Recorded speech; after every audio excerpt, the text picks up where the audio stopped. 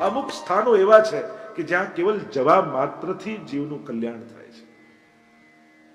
અને એટલે એમ કહેવાય કે વર્ષે ઓછામાં ઓછા 3 દિવસ તીર્થમાં જરૂર ગાળવા જોઈએ. પણ તીર્થમાં ફરવા માટે નહીં, યાત્રિક બનીને, કેવળ ટુરિસ્ટ બનીને નહીં. કારણ કે ટુરિસ્ટ બનીને જ્યારે લોકો તીર્થમાં જાય છે ત્યારે તીર્થને વધારે બગાડીને પાછા આવે છે. તીર્થનું વાતાવરણ લૌકિક કરીને આવે છે. ફરવા માટેની ઘણી જગ્યાઓ છે. તીર્થોમાં ફરવા માટે ન જાઓ, તીર્થોમાં તીર્થ બુદ્ધિથી જ જાઓ. કારણ કે જ્યારે ટુરિઝમ વધારવામાં, તીર્થોમાં ટુરિઝમ વધે છે ત્યારે ત્યાં લૌકિકતાનો વધારે વ્યાપ થઈ જાય છે. પછી આધ્યાત્મિકતાનો ત્યાં કંઈક ને કંઈક અલ્પ થતી હોય છે. અને એટલા માટે વિચાર કરવો. કારણ કે તીર્થમાં જનારા જેટલું બગાડે છે એટલું ભગવાનમાં નહીં માનનારા બગાડતા નથી. યમુનાજીમાં આપણે જે કંકુ, અક્ષર બધું અને જે પડી કે કાગળિયાની હોય એ પણ જય જમને મૈયાજી, એ પણ બધું ત્યાં જ નાખતા. અને એટલા માટે સમાજનું સામર્થ્ય જ્યારે વધે ત્યારે એમાં વિવેકની વધારે જરૂર પડે. અત્યારે આપણે બધા 100 લીટર દૂધ ચડાવી શકીએ એમ છે, પણ બધાએ ચડાવવું જરૂરી નથી. દરેક વખત એટલું કરવું જરૂરી નથી. વિવેક બુદ્ધિ સામર્થ્ય વધે ત્યારે વિવેકની વધારે જરૂર પડે. ક્યાં ક્યારે શું કેટલું કરવું. એટલે જ આપણે ત્યાં કહેતા કે વલ્લભકુલની આજ્ઞા લઈને જાઓ. જ્યારે તમે ત્યાં આજ્ઞા લો તો વલ્લભકુલ કે અચ્છા આ વર્ષે પહેલા તમે આમ કર્યું, હવે આમ કરજો. આજ્ઞા એ તીર્થોની ભક્તિની સુરક્ષા, કારણ કે એનાથી વિપરીત કે આગળ કરતા નહીં. અને એટલા માટે આપણે ત્યાં કોઈની આજ્ઞા લઈને તીર્થમાં જવાનો વિવેક છે. તો જેનો જેવો ભાવ, જેને જેવી શ્રદ્ધા. આમ તીર્થ ક્ષેત્ર અને ધામ, તો ધામ જ્યાં પ્રભુ પ્રગટ બિરાજતા, તો આપણે ત્યાં શ્રીનાથજી સંબંધી ધામની વાત કરીએ, સ્થાનની વાત કરીએ, આધ્યાત્મિક કેન્દ્રની વાત કરીએ તો 3 વસ્તુ શ્રીનાથજી સંબંધી આવે.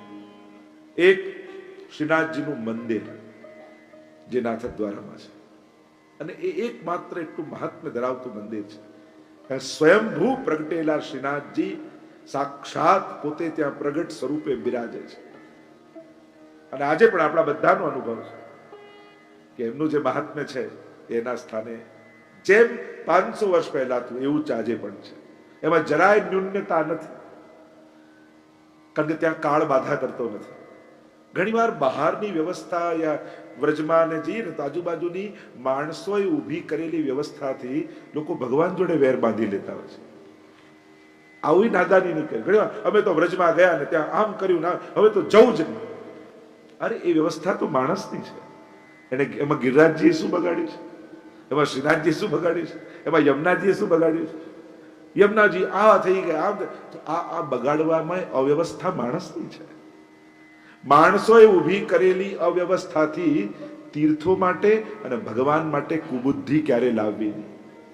અને એમના માટે ખરાબ નહીં બોલવું, વ્યવસ્થા માટે કરી શકાય.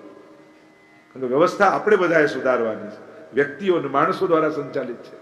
એટલે જ્યાં જ્યાં તીર્થોમાં જાઓ, ઘણી વાર લોકો માણસોએ ઊભી કરેલી અવ્યવસ્થાને કારણે ભગવાન સાથે વેર બાંધે. હવે તો વ્રજમાં જવું જ નહીં, એમાં નુકસાન કોને? ન જનારને. અને એટલા માટે આ એક વિવેક કેળવવો છે.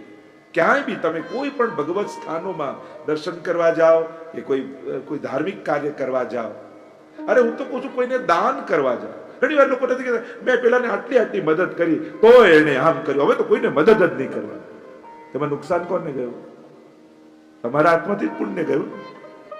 એક વસ્તુ યાદ રાખો, તમે સારું કરવા નીકળ્યા છો એનો અર્થ જરા એવો નથી થતો કે સામેવાળો તમારી જોડે સારું કરશે. એક વસ્તુ લખી રાખો, દરેકના હાથમાં પુણ્યો લખાયેલા નથી હોતા. તમારા હાથમાં લખેલા હતા એટલે તમે એને આ મદદ કરી શક્યા, તમે એનું સારું કરી શક્યા, પણ એના બિચારાના ભાગ્યમાં જ પુણ્યો નહોતા એટલે તમારી જોડે સારું ન કરી શક્યા. એટલે દુર્ભાવ ન લાવો, એના પર દયા કરો, એના ઉપર દયાની ભાવના રાખો. જો ને બિચારો આટલી આપણે મદદ કરી તો એના નસીબમાં પુણ્યો નહોતા તો મારી જોડે આવું કરી ગયા. સારું કરવા છતાં સમજ સારી નહીં રાખો ને તો પુણ્યો બહુ વાર કરી નહીં શકો. ઉત્તમ સમજ સાથે કરો. સમજ જો નાની રાખી તો ક્યાંય સત્કર્મમાં બહુ ટકી નહીં શકે. કારણ કે દુનિયા તમે કરો છો એવો જ પ્રતિસાદ પાછો નથી આપતી. એ એની રીતે જ ચાલે છે, પણ તમારે નક્કી કરવાનું. તમારે તમારા સ્વભાવમાં લોકો કે જેવા સાથે તેવા. આ તો સાધારણ લોકોની સમજ છે. વૈષ્ણવની સમજ તો જેવા સાથે જેવા છીએ એવા રહેવાનું. આપણે કોઈના પ્રભાવથી બદલાવું નથી, આપણે તો આપણા સ્વભાવમાં રહેવું છે. જો તમે પેલાના જેવા ખરાબ થઈ જશો તો તમે એના પ્રભાવમાં આવી ગયા. એ આપણને જોઈને સુધરતો નથી તો આપણે એને જોઈને બગડી શા માટે જઈએ? અને એટલા માટે કોઈએ સારો પ્રતિસાદ નથી આપ્યો તો ક્યારેય મનમાં એવું ના લાવતા કે હવે કોઈની મદદ નહીં કરવાની. ના, તમારા ભાગ્યમાં પુણ્ય છે, તમારા સ્વભાવમાં સત્કર્મ છે, તો તમે નહીં કરો તો તમને ઉદ્વેગ થશે. અને એટલા માટે સત્કર્મો છોડતા નહીં. કોઈ નાદાન વ્યક્તિના કહેવાથી પોતાના સારા કામો છોડી નહીં દેવા. ઘણી વાર લોકો સંસ્થામાં અને કામ કરવા આવે ને, અને એટલામાં કોઈ એમ બોલે કે આ તો આવું જ છે, અને પોતા સાંભળી જાય. એમાં ત્રીજા વ્યક્તિ તારા માટે આવું બોલતા હતા, હવે તો હું સેવા કરવા જ નહીં, હવે તો હું કઈ સેવા નહીં, આટલું કરું તોય આમ બોલે છે. તો એક નાદાન વ્યક્તિના કહેવાથી આટલું સત્કર્મ અને આટલું પુણ્ય તમારા હાથમાં આવ્યું, એને છોડી દેશો? એમાં નુકસાન કોનું જશે? આપણું જ ને. એ તો ભૂલી જશે, અને એને બોલવાની કિંમત શું? એટલે તુચ્છ વ્યક્તિઓના બોલવા માત્રથી હાથમાં આવેલા શ્રેષ્ઠ કાર્યો મૂકી નહીં દેવા. કારણ કે આ બધાને નથી મળતું. આપણને મળ્યું છે અને લૌકિક છોડીએ છીએ. તમારી બાજુની દુકાન વાળાને જરાય ન ગમતું હોય કે તમારી દુકાન ચાલે, અને પેલો જેમ તેમ બોલતો દુકાન બંધ કરી દો છો. લૌકિક તો છોડતા નથી અને અલૌકિક તરત મૂકી દઈએ. હાથમાં આવેલા સત્કર્મો કોઈ પણ નાદાન વ્યક્તિના કહેવાથી મૂકી નહીં દેવા. કારણ કે આ બધાને મળતા નથી. તમારા ગત જન્મના પુણ્યો છે કે આ જન્મમાં તમે પુણ્ય કરી શકો છો. ધંધો કરવો હોય ને તો ઇન્વેસ્ટમેન્ટ માટે મૂડી જોઈએ. એમ પુણ્યો કરવા હોય ને તો ગયા જન્મના મૂડી રૂપ પુણ્યો હોવા જોઈએ, તો જ પુણ્ય થઈ શકે. નહીં તો આ સંભવ નથી. ભાગ્યોદયેન બહુજન્મ સમર્જિતેન સત્સંગમં ચ લભતે પુરુષો યદાવે. એટલા માટે આ બધું જોઈએ. તો જે મૂળ વાત કરી રહ્યો હતો, ભગવત ધામોમાં જ્યારે પણ જાઓ ત્યારે ઉત્તમ બુદ્ધિ રાખીને જાઓ. કારણ કે હા, એવું મળશે તમને ત્યાં કે તમારું મન બગડે, બુદ્ધિ બગડે, વિચાર બગડે. કારણ કે જે ધારીને ગયા હોય એવું ના નીકળે. પણ જે જોવા ગયા છે એમાં સ્થિત રાખો. તમારાથી જે ઉત્તમ થાય, તમે કહો કે હું 4 દિવસ મથુરામાં રહેવાનો છું, રોજ યમુનાજી દર્શન કરવા જઈશ ઘાટ ઉપર, તમે કોઈને પૈસા આપી રાખો, હું જ્યાં સુધી વ્રજમાં છું ત્યાં સુધી લે આ રૂપિયા, અને તારે ઘાટ ચોખ્ખો કરવાનો. તો કમથી કમ તમે 4 દિવસ રહેશો તો ઘાટ 4 દિવસ તો ચોખ્ખો રહેશે. આવું જો બધા નક્કી કરી લે તો 365 દિવસ ચોખ્ખો ના મળે. તો ખાલી કુંવારા કરવા ને 56 ભોગ કરવા એ જરૂરી નથી. ક્યાંક દ્રવ્યનો એવો પણ ઉપયોગ કરો ને તો બધું ચોખ્ખું મળે. એ પણ એક સેવા જ છે. બધા નક્કી કરે હું જ્યાં સુધી અહીંયા છું ત્યાં ગિરિરાજજીમાં હું આ ચોખ્ખું કરીશ, ત્યાં હું યમુનાજીમાં, ત્યાં માણસો મળી જાય 500 રૂપિયા આપો, આખો દિવસ કરતા તો સહજમાં થઈ શકે. લોકો નક્કી કરે તો શું ન થઈ શકે? તો બધું સંભવ છે. તો જે મૂળ વાત કરતો હતો શ્રીનાથજી સંબંધી ધામની વાત, આધ્યાત્મિક સ્થાનની વાત, તો સૌથી પહેલું નાથ દ્વારા શ્રીનાથજી આપણા બધાનું શ્રદ્ધાનું કેન્દ્ર. અને આજે પણ શ્રીનાથજી બાબા ત્યાં બિરાજે છે, કૃપા કરી રહ્યા છે. અને આખા મંદિરની જે અદ્ભુત ભાવનાઓ ત્યાં છે, બધી જ ભાવનાઓ તો સંભવ નથી, પણ જો અમુક ભાવ તમને બતાવું તો શ્રીનાથજીની ઉપર શિખરની ઉપર ધ્વજા અને સુદર્શન ચક્ર, એની આખી વિવિધ પ્રકારની ભાવનાઓ આપણે ત્યાં કહી. 4 સિંહ છે નીચે, એ 4 પ્રકારના પુરુષાર્થ છે. 4 પ્રકારના પુરુષાર્થ: ધર્મ, અર્થ, કામ અને મોક્ષ. અથવા જે કળશ છે એમાં રક્ષા કરી રહ્યા છે આ સિંહ. બીજો એક ભાવ બતાવે, જે મોટો કળશ છે એ મહાપ્રભુજી રૂપ છે, જે નાનો કળશ છે એ ગુસાઈજી રૂપ છે, એ તો રસરૂપ સેવા શૃંગાર આદિ છે, અને પેલું પ્રેમ અને પ્રભુતા રૂપ છે. કળશની ઉપર સુદર્શનજી બિરાજમાન છે, ભક્તોની રક્ષા માટે ઠાકોરજી ધારણ કર્યું છે. પદ્મ ધર્યો જનતાપ નિવારણ પર પદ સાહિત્યમાં આપણે જોતા હોઈએ છીએ. આ અલૌકિક ભાવનાઓ અનેક પ્રકારની, ત્યાં સીડીઓનો ભાવ છે, દંડનો ભાવ છે, ધ્વજાઓનો ભાવ છે. ધ્વજાઓ જે 7 રંગની ધ્વજાઓ બિરાજમાન છે, એક એક ગોપીજનોના ભાવથી છે. દંડ એ વેણુ રૂપ છે, અથવા ગોપી પ્રેમ કી ધ્વજા એ ધ્વજારૂપ ગોપીઓ છે. મેઘશ્યામ એ શ્રીનાથજીની ભાવનાથી છે. પીળી ધ્વજા એ રાધાજીના ભાવથી છે. શ્યામ રંગ યમુનાજીના ભાવથી છે. સફેદ રંગ ચંદ્રાવલીજીના ભાવથી છે. લીલો રંગ એ રાધા સહચરિતજીના ભાવથી છે. જાંબલી રંગ એ ગિરિરાજજીના ભાવથી છે. અને ગુલાબી રંગ એ ગોપીજનોના ભાવથી છે. આમ 7 ધ્વજાઓ ઉપર બિરાજમાન છે. આપણે ત્યાં ધ્વજાજી આદિ ઉત્સવ પણ કરતા હોઈએ છીએ. કારણ કે ધ્વજાજી પ્રભુરૂપ પણ છે. વાર્તા સાહિત્યમાં એવા પણ પ્રસંગ મળે કે ધ્વજાજીને ભોગ ધરીને લેતા સાક્ષાત શ્રીનાથજી રૂપ છે. આપણે ત્યાં પ્રભુ સંબંધી જે વસ્તુઓ છે એ બધી ભગવદ રૂપ માનવામાં આવે છે. કારણ કે એક વાર પ્રભુને જેને સ્પર્શ કર્યો એટલે જ મર્યાદા માર્ગમાં સ્વીકાર છે, પુષ્ટિ માર્ગમાં અંગીકાર છે. જેમ કોઈ તમારા હાથમાં પેંડો આપે ને તમે લઈ લો હાથમાં, એને સ્વીકાર કર્યો કહેવાય. પછી એ પેંડો તમે ટેબલ પર મૂકી દો, બીજાને આપી દો, ખિસ્સામાં રાખી લો, તો આ સ્વીકાર. પણ એ પેંડો તમને આપ્યો ને તમે મુખમાં મૂક્યો, આ અંગીકાર કર્યો કહેવાય. કારણ કે એ પેંડો તમારા અંગ રૂપ બની ગયો. અને એટલે માટે પુષ્ટિ માર્ગમાં શબ્દ વપરાય છે અંગીકાર. એટલે કે એકવાર જે વસ્ત્ર પ્રભુને ધરાયા, પ્રભુએ સ્વીકારની અંગીકાર અંગ રૂપ બનાવી દીધા. એટલે કે હવે એ વસ્ત્ર પણ પ્રભુ રૂપ થઈ ગયા, એ માળા પણ પ્રભુ રૂપ થઈ ગઈ, એ સામગ્રી પણ પ્રભુ રૂપ થઈ ગઈ. એકવાર પ્રભુએ જે સ્વીકાર કર્યું, અંગીકાર કર્યું, એને પોતાના રૂપ બનાવીને પાછું આપ્યું. અને એટલે જ પુષ્ટિ માર્ગમાં વસ્ત્રજીની પણ સેવા છે. વાર્તા સાહિત્યમાં પ્રસંગ આવે છે, ગુસાઈજીએ પેલા વૈષ્ણવને વસ્ત્રજીની સેવા પધરાવી. તું આને ભોગ ધરજે, આમના શૃંગાર કરજે. મનમાં શંકા જાગી, આ વસ્ત્રમાં ઠાકોરજી કઈ રીતે હોતા હશે? અને જ્યાં સેવાના ઓરડામાં ગયા, તાતણે બાલકૃષ્ણલાલના દર્શન થયા અને અનુભવ કરાવ્યો કે આ વસ્ત્ર પ્રભુએ અંગીકાર કર્યા છે એટલે પ્રભુ રૂપ થઈને બિરાજે છે. આ પુષ્ટિ માર્ગની વિશેષતા છે.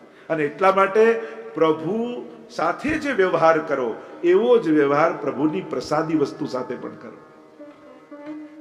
અને બધી જગ્યાએ શ્રીનાથજીને જ પધરાવવા જરૂર નથી હોતા.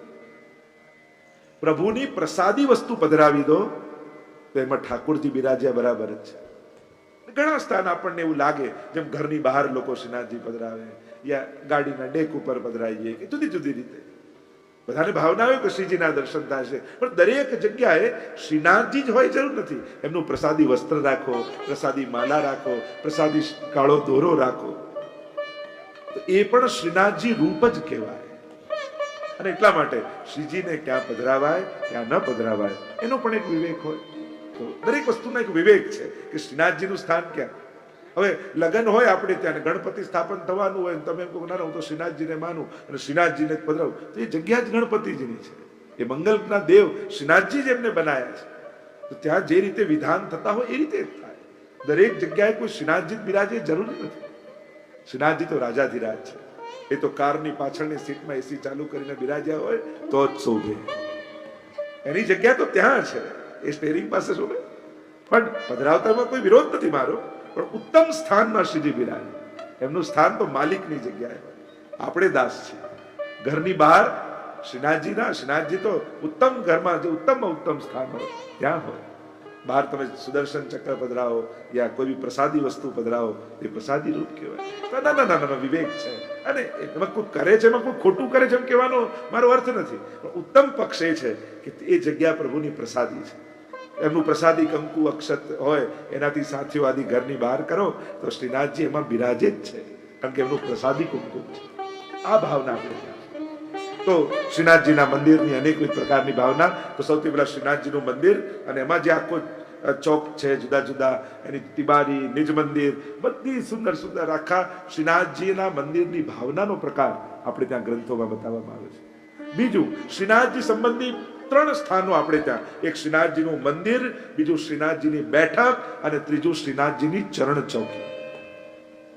આ 3 સ્થાનો શ્રીનાથજી સંબંધી આપણે ત્યાં વંદનીય છે, સેવનીય છે, આરાધ્ય છે. શ્રીનાથજીની બેઠક 4 સ્થાન પર છે. તો બેઠક અને ચરણ ચોકીમાં શું ભેદ? તો કે બેઠક ઠાકોરજી વ્રજભક્તો સાથે ખેલતા ખેલતા જ્યાં બિરાજ્યા એ બેઠક કહેવાય. શ્રીનાથજી બાબા જ્યાં જ્યાં વ્રજભક્તોની સાથે ખેલતા ખેલતા પધાર્યા અને બિરાજ્યા, જે લીલા કરી એ બેઠક.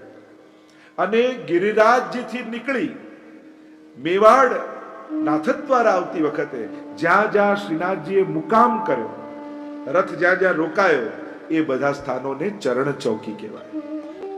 અને એટલા માટે આ ભેદ છે. 3 સ્થાન શ્રીનાથજીના યાદ રાખજો: શ્રીનાથજીનું મંદિર, શ્રીનાથજીની ચરણ ચોકી, શ્રીનાથજીની બેઠક, અને ચોથું બી સ્થાન જોડવું હોય તો કદાચ જોડી શકાય, શ્રીનાથજીની પેઢી.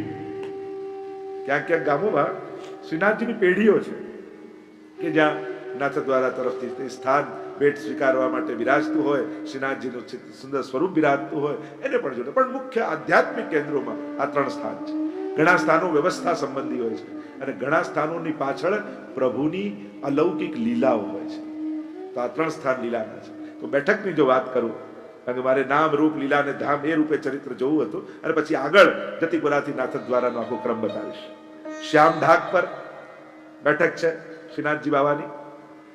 ગિરિરાજજીના પૂંછડીના ભાગમાં શ્યામ ઢાક છે, અને ત્યાં આજે પણ વૃક્ષો પણ દૂનાના આકારના, એટલે એના પત્તા પણ દૂના જેવા ઉગે. છાક લીલાનું વર્ણન આવે છે ને, મીઠો મદન ગોપાલ આજ બધું શ્યામ ઢાક તર છાક આરોગ. એવા પદો પણ આપણે ત્યાં છાક લીલાના મળે છે. તો આ શ્યામ ઢાક પાસે શ્રીનાથજીના બેઠક છે, જ્યાં શ્રીનાથજી બાબા વ્રજભક્તોને છાક લઈને બોલાવે. છાક આપણે પિકનિક કરીએ ને, એટલે બધા પોતપોતાનું ટિફિન લઈને કે ટોકરી લઈને આવે, અને પ્રભુ ને દાઉજી મધ્યમાં બિરાજે, આજુબાજુ બધા સખાઓ કોંડાળું કરે, અને ટોકરી ખોલી, અરે લાલન મેરી ભૈયા પેડા બડે સુંદર બનાવે, લે આરો.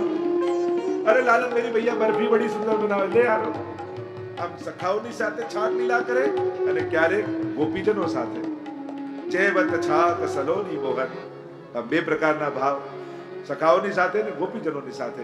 તો આ શ્યામ ઢાક આજે પણ જ્યારે વ્રજયાત્રા હોય ત્યારે આ શ્યામ ઢાક પર છાક લીલાનો મનોરથ થતો હોય છે.